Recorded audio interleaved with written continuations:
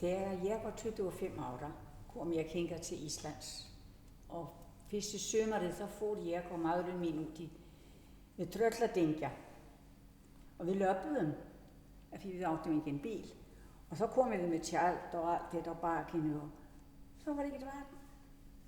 Það var ekkert vatn þar en það var smá snjó upp í fjallið og við tókum það og svo var það heit hver, það kom gufa upp úr hraunu og svo var hægt að bræða þetta og svo gátum við drukkið vatnið og það var gott.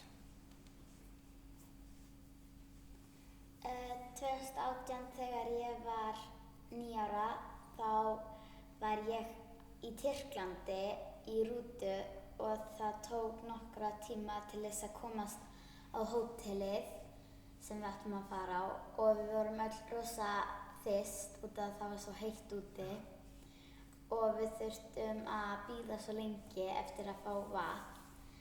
En svo þegar við vorum búin að vera að kvarta í foreldra okkar ógeðslega lengi þá sagði bílstjórinn að við máttum fá smá vatn hjá honum.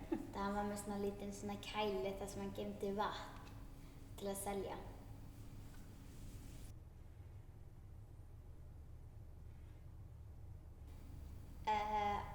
Vatnið er blautt, það hjálpar þér að lifa því að maður þarf vatn til þess að geta verið svona lifandi.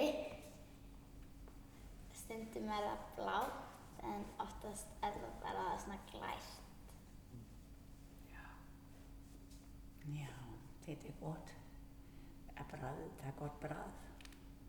Og mismunandi samt, eftir hvar mann sko. Það var gott við Trölladyngja. En já, við gátum ekki verið án vatn.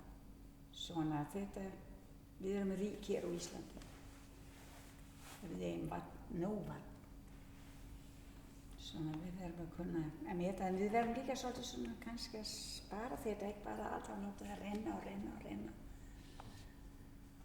Svona, en drega nóg mikið. Það var sagt við mig í dag.